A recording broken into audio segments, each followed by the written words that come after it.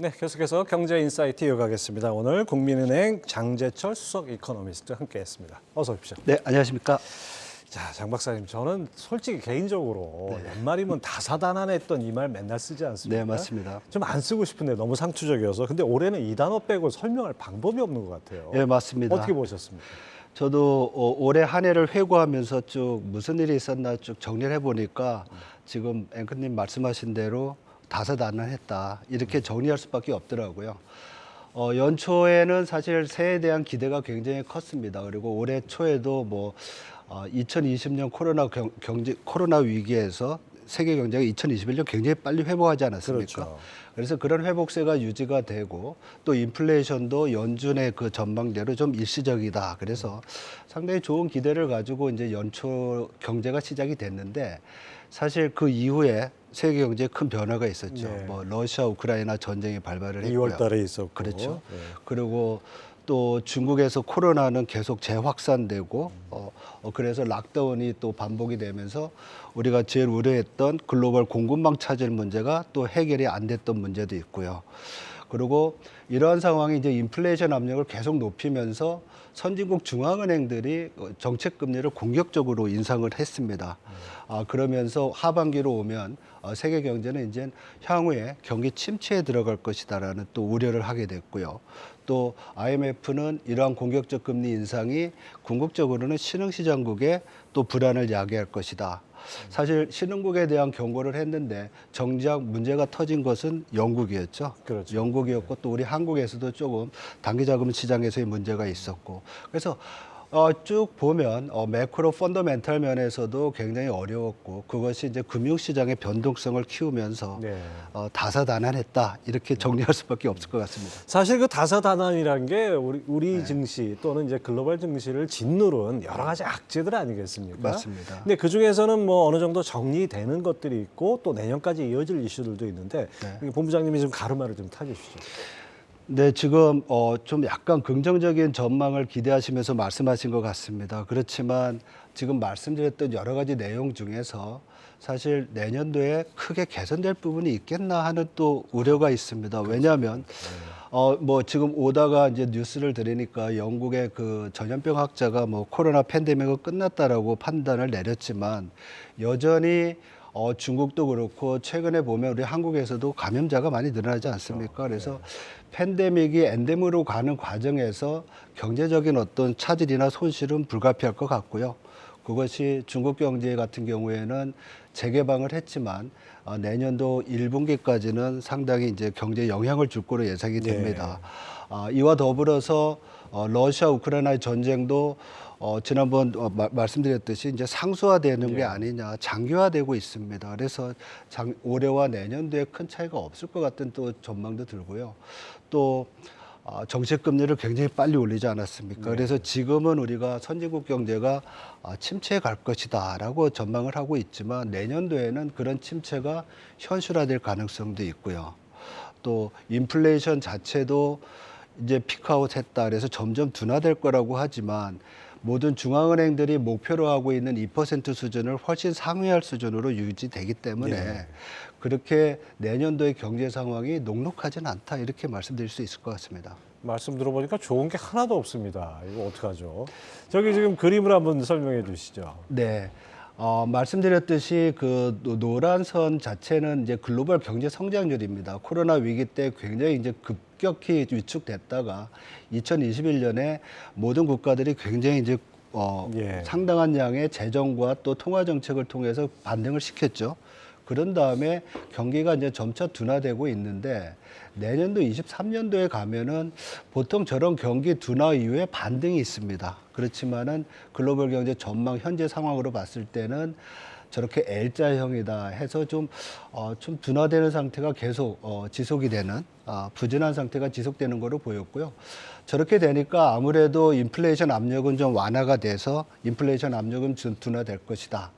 그리고 그 배경에 있는 여러 가지 이제 글로벌 리스크 요인들은 지금 말씀드렸듯이 저렇게 진행되지 않을까 이렇게 생각을 하고 있습니다. 네, 물가는 좀 이렇게 서서히 둔화되지만은 코로나 이전 그 저물가 시대로 돌아가기는 아직 쉽지 않은 그런 상황인 것 같습니다. 네, 맞습니다. 자, 내년에 이제 걱정되는 게 뭐 선진국, 신흥국 할 것 없이 경기 침체 모드로 들어갑니다. 네. 그리고 또 이 금리 이렇게 급격히 올린 여파가 내년 상반기에 본격적으로 나타나지 않겠습니까? 네, 맞습니다. 내년 이 상황을 성장률로 표현하면 어느 정도 될까요? 올해 선진국 같은 경우에는 경제 성장률이 한 2%대 중반입니다. 네. 근데 내년도 선진국의 뭐 선진국 말씀드리는 이유는 선진국에서 이제 정책 금리가 굉장히 올해 빠른 속도로 올라갔기 때문에 그런데요. 미국과 유럽에서 그렇죠. 내년도 성장률은 뭐 0.5% 내외 되지 않을까 이렇게 봅니다. 왜냐하면 지금 유가가 굉장히 올라가고 에너지 가격이 올라서 유럽 지역에서의 인플레이션이 굉장히 높지 않습니까? 그리고 이러한 인플레이션은 궁극적으로 민간 소비를 굉장히 위축시키는 요인을 합니다. 가계의 실질 구매력을 낮추기 때문에. 그래서 유럽 경제는 올해 4분기 지금 아니면 내년 1분기, 2분기 때 상당히 부진할 거로 보입니다. 네. 그래서 전기 대비 마이너스 성장까지도 예상하는 소위 말해서 경기 침체가 예상이 되고 있고요. 지금 미국 경제는 연준의 굉장히 이제 빠른 금리 인상에도 불구하고 민간 소비도 좋고 또 고용 시장도 좋지 않습니까? 네. 그래서 경기 둔화가 나타날 때까지는 좀 시차가 걸릴 것 같습니다. 그래서 내년 상반기보다는 내년도 하반기에 경기 침체에 들어갈 가능성이 높고요. 유럽도 그렇고 미국도 그렇고 내년도 경제 성장률은 0.5%, 0.4% 정도 이렇게 예상을 하고 있습니다. 그래서 두 지역 모두 다 잠재 성장률을 크게 하회하는 그런 경제를 지금 예상하고 있습니다. 네, 그렇군요. 자, 근데 뭐 보면은 이제 그 그래프에서는 나오듯이 네. 이제 마이너스 성장 전망들 내년 상반기는 미국 경제가 어느 정도 플러스는 유지하지만 하반기에는 마이너스. 그래서 연간으로 해서 0.5% 성장한다. 네, 이런 맞습니다. 얘기 아니겠습니까? 네, 네. 근데 유럽은 상대적으로 그래프상으로는 지금 오히려 조금 나아지는 것 같아요. 예, 맞습니다. 그 이유는 일단은 지금 유럽에서의 인플레이션은 다분히 에너지 공급 측에서 발생하는 것이고요. 당초에는 유럽 그 올 겨울이 그렇게 춥지 않을 거라고 예상을 했는데 지금 상당히 이제 기온이 내려가지 않습니까? 이런 부분은 에너지 소비를 높이고 에너지 가격의 상승 요인이 되고 있고요. 또 이러한 부분들이 내년도 겨울 기온이 낮은 이 시간에 경기 침체에 들어갈 확률을 굉장히 높이고 있습니다. 그래서 미국보다는 먼저 유럽 쪽에서 경기 둔화가 나타나고 기온이 좀 올라가면서 에너지 소비 부담이 좀 줄어들면은 이제 민간 소비나 이런 쪽으로 경기가 좀 따뜻해지지 않을까 이렇게 전망을 하고 있습니다. 예, 날씨가 풀리면서 유럽은 조금 반등을 하고 네. 미국은 오히려 하반기로 갈수록 조금 여파가 좀 미친다. 예, 이렇게 맞습니다. 자, 그다음에 또 우리가 중국을 안 들여다볼 수 없습니다. 이 제로 코로나 정책을 완화하면서 뭔가 앞으로 이제 우리가 연초에 겪었듯이 그런 과정을 거칠 텐데 환자가 너무 많은 것 같습니다. 그리고 의료 시스템 자체가 상당히 좀 어떻게 보면 우리하고 비교했을 때 많이 부실한 점, 이게 걱정인데 그래도 내년 중국 성장은 어느 정도 될 거로 보십니까? 지금 저희 당초 전망은 올해 3.0에서 내년도 한 4.5% 전망을 했습니다. 근데 중국 정부가 최근에 그 코로나 관련 시위 이후에 제로 코로나 정책을 포기하면서 좀 재개방을 서두르고 있지 않습니까? 이러한 부분은 중기적으로는 중국 경제 성장에 좀 긍정적인 역할을 할 것으로 보입니다. 그래서 그러한 정책 변화가 있은 후에 중국 경제 성장률을 내년도에 4.5에서 약 한 4.8 아니면 5%까지도 올릴 수 있는 여지는 있습니다. 하지만 지금 말씀하신 대로 단기적으로는 코로나 확산세가 커지면서 사망자도 굉장히 늘어나고 있고요. 네. 미국 조사에 따르면 뭐 내년 4월 정에 뭐 100만 명까지도 또 사망자가 늘어날 수 있다라는 전망도 있어서 코로나 관련 불확실성이 굉장히 큽니다. 그리고 최근에 중국 정부가 부동산 관련 여러 가지 이제 제재 완화 조치를 피고 있습니다. 이 얘기는 뭐냐면 그만큼 중국 경제에서 부동산이 차지하는 비중이 크다는 얘기고요. GDP 약 30%를 차지합니다. 그래서 이런 부분에 대한 정부의 지원이나 또 정책들이 좀 있다고 하면 이러한 코로나 관련된 다운사이드 리스크를 완화시킬 수 있다는 점에서 약간은 중국 경제에 대한 업사이드 포텐셜 상향 조정 이런 부분은 좀 있지 않을까 이렇게 생각을 합니다. 네, 방역 완화 이후의 불확실성이 어느 정도 해소되느냐에 따라 좀 달라지겠네요. 네네. 근데 또 이런 생각도 해볼 수 있습니다. 중국 경제는 참 어떻게 보면 우리한테 계륵 같다 이렇게 표현하는 게 적절할지 모르겠는데요. 중국이 오픈해서 다시 경제가 살아난다면은 세계 경제도 힘을 받고 우리 경제도 좀 도움이 될 텐데 반면에 또 원자재 수요가 늘어서 가격이 올라가면 또 인플레 위험이 더 커지는 거 아니겠습니까? 예, 지금 가장 이제 우려되는 부분을 지적해 주셨습니다. 왜냐하면 앞에 차트에서도 보셨지만 글로벌 경제가 전반적으로 성장세 둔화가 되면서 인플레이션 압력이 낮아질 거로 전망을 했습니다. 그렇지만 만약에 중국 경제가 지금 말씀드린 것 이상으로 호황을 보인다고 하면 중국을 우리가 소위 이제 원자재 블랙홀이라고 얘기하지 네. 않았습니까? 원자재 수요가 늘어나게 되면 소위 이제 상품 가격이 상승하게 되고 상품 가격의 상승은 또 글로벌 공급 측에서의 인플레이션 압력을 높여주는 상황이 됩니다. 그래서 수요 측에서는 경기 둔화로 인플레이션 압력이 죽지만은 중국의 경기가 좋아지면서 공급 측에서 인플레이션의 압력이 올라가면 통화 정책을 수행하는 주요국 중앙은행들이 상당히 이제 골치가 아플 수가 있죠. 금리를 높은 수준에서 오래 동결하면서 가면서 이제 경기를 보면서 이제 내릴 준비를 하려고 그러는데 만약에 인플레이션이 다시 높아진다. 그러면 제일 원하지 않았던 스탑앤고 이를 반복해야 되는 상황이 되거든요. 그래서 그런 부분은 상당히 다운사이드 리스크인데요.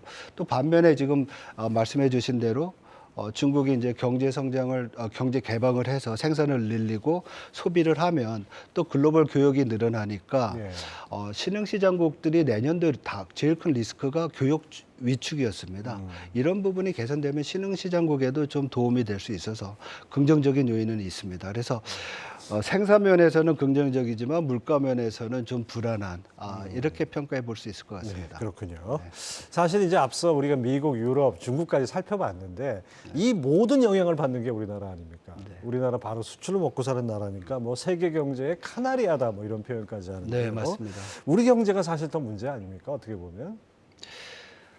뭐 우리 한국 경제도 글로벌 경제에 이제 속해 있고 글로벌 경제 자체가 이제 올해보다 내년도에 성장세가 둔화된다고 하면 한국도 피할 수는 없을 것 같습니다. 그래서 올해 경제 성장률은 2.7%로 보고 있고요. 내년도는 좀 긍정적으로 봐서 1.5%를 전망을 했습니다. 하지만 말씀드렸듯이 여러 가지 글로벌 경제 환경 자체가 그렇게 이제 낙관적이지는 않은 부분이 있어서 1.5% 성장에는 지금 그림 나오네요. 하향 리스크가 좀 있다 이렇게 이제 볼 수가 있겠고요. 올해 2.7, 내년 1.5, 네. 그다음에 후년에 1.9, 2025년에 2.2 이렇게 저에게는 어떻게 보면 한국은행이 올해 정책 금리를 인상한 한 번 더 인상한 다음에 쭉 가면서 올해 안에는 높은 수준의 금리를 유지하고 금리는 내년도에나 좀 내리는 그런 시나리오 하에서 또 글로벌 인플레이션도 쉽게 진정되지 않는 그런 시나리오 하에서의 기본적인 전망입니다. 그렇군요. 자, 이창용 한국은행 총재가 한 3.5% 언급했다가 미국이 더 올릴 것 같으니까 그게 꼭 마지막은 아니다라는 뉘앙스로 얘기를 했어요. 그래서 가뜩이나 지금 뭐 기업이나 가게 이자 내느라고 속된 말로 곡소리 난다 이렇게 하는 상황인데요. 미국 금리 따라가다가 우리 기업들 다 죽는 거 아니냐 뭐 이런 불안도 나오는데 지금 통화 정책을 좀 수정해야 될 그 타이밍은 언제쯤 올까요? 아무래도 그 글로벌 선진국 중앙은행의 그 소위 말해서 또 터미널 레이트 최종 금리가 결정되는 시점이 내년도 1분기입니다. 내년도 1분기 정도 되면 그것도 이제 예상한 시나리오대로 갔을 때 그렇죠. 그래서 그런 상황이라고 하면 한국은행도 추가적으로 25bp의 금리 인상은 불가피할 것으로 보입니다. 그렇지만 최근에 이제 달러 원 환율이 상당히 빨리 내려와서 오늘 좀 방송 들어오기 전에 보니까 1260원대로 내려왔습니다. 그동안 한국은행이 미국 중앙은행과 공조하려는 그런 어떤 정책의 가장 큰 부분이 이제 소위 말해서 환율 부분이 아니었습니까? 그래서 이러한 부분이 좀 안정됐기 때문에 그 통화 정책의 그 초점을 대외 균형보다는 대내적인 이슈로 돌아와서 최근에 이제 여러 문제들 생기지 않습니까? 예. 단기자금 시장에서도 문제도 있고 또 부동산 부분에서의 부진이 심화되고 있고 이것이 궁극적으로 이제 금융 불안으로 또 연결될 수도 있거든요. 그렇죠. 예. 그래서 이런 부분에 대해서 좀 신경을 쓰면 추가적인 금리 뭐 한 번 정도 있고 난 다음에 괜히 더 올릴 이유는 없지 않을까 이렇게 저 개인적으로는 좀 생각을 해보고 있습니다. 예, 뭐 금리에 역전된 상태지만은 그렇다고 해서 뭐 돈이 무조건 빠져나오고 이런 건 아니니까. 예, 과거의 경험에서도 보듯이 뭐 정책 금리의 어떤 역전이 자금 유출을 유발하지는 않았습니다. 예. 오히려 글로벌 금융 환경 자체가 더 큰 요인이었죠. 예. 그렇죠. 자, 그 과거 사례를 찾아보니까 세계 경제가 2% 미만의 성장률을 보일 때 총 4번 있었는데 그 뭐 인플레를 잡기 위해서 과도한 통화 긴축을 했다가 오히려 긴축을 더 경기 침체를 더 심화시킨 그런 뼈아픈 경험이 있습니다. 네. 이번에 이런 과거 경험을 반면교사로 삼아야 할 부분도 있을 것 같은데요. 예, 맞습니다. 그 얼마 전에 IMF 총재가 내년도 지금 IMF 내년 경제 성장률 전망이 한 2.3% 내옵니다. 근데 그것이 2% 미만으로 내려갈 수 있다라는 경고를 했습니다. 그래서 우리가 히스토리컬리 과거에 그 글로벌 경제 성장률이 2% 미만인 때가 언젠가 이제 봤더니 지금 말씀하신 대로 4번 있었고요. 1981년, 82년 그리고 2008년 또 글로벌 금융위기 그리고 코로나 위기입니다.